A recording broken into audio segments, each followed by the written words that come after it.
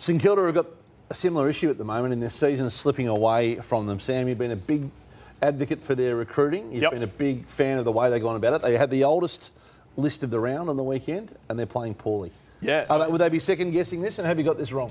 Absolutely, they would be second-guessing it, Hutchie. There's no doubt about it. I mean, they went chips in, and you can see their latest ones. Do you think that you were wrong in saying they had a masterful couple of years of recruiting? Are you second-guessing yourself now?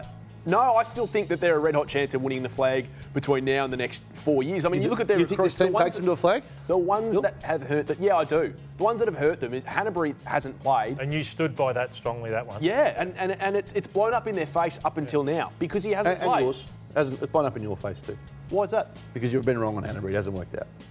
What did I say about Hanbury? You said it was a great piece of recruiting. And Did I say it was a great piece of recruiting? It'd be an important part of their era. I don't think I said that. They're in a spot right now. I don't think I said that. You're backing them into turning around this year? Yeah, I still think they'll turn it around, and I still think it's not all about 2020. Hanbury hasn't worked for them. Hill hasn't worked for them. But when you're not getting the ball to Brad Hill, I mean, I think you would agree, Cornsey, that Hill has been a great player when he's had great players on the inside giving it to him. Yeah, I think there's a bit of both. I think he needs to work a lot harder than what he's doing, and if you go and watch him live, he's not doing that. There is a responsibility when the footy's there, you've got to win it as an AFL footballer. Understand it's not his strength, and they haven't helped him with his style of play, but he needs to do more as well, and Hanbury's killed them. I agree. Being inside a footy club, they've rolled the dice on this list. It worked particularly well, it must be said, last year, and they went into this season with many thinking they were a contender. Would they be at the point now where they're second-guessing the strategy, or would they...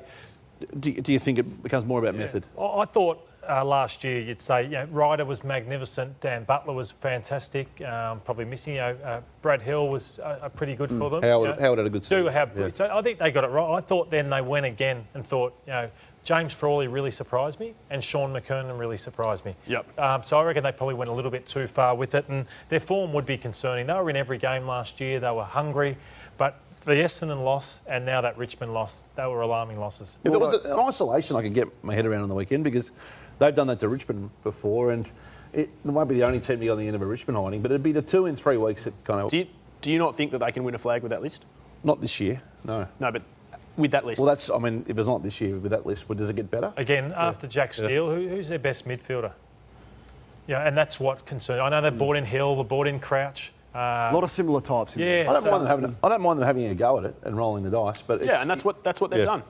Well, I think if Hill and Hanbury were playing good footy, we'd be having different conversations, but they aren't, so we're not. The biggest asset is Max King, and Lord, I'm really interested in your take on this because we watch Oscar Allen dominate the game at the moment as a 21-year-old key forward into his 4th year. I saw George Yardies win the Rising Star this year because he gets the 3rd best defender. I got a lot of sympathy for Max King at the moment because he gets the #1 defender from the opposition and he has that delivery that we can see on the screen, kicking the ball to him as opposed to what Oscar Allen is delivering. Are you concerned of the fatigue factor of going out there every week, knowing you get the best guy, you've done it, and knowing the delivery is going to be pretty poor coming in?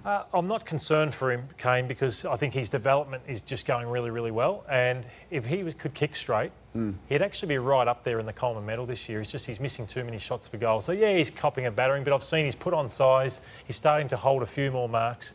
Yes, you'd love Membry to take some heat off him a bit more and, those types of things. But does he need more support there, do you think? Ideally, you would, but, They traded Bruce out, didn't they? Yeah. Will they throw their hat in the ring for his brother at the end of the year, do you think? That time will come. I don't know if it's at the end of this year, Hutchie, but, maybe one day.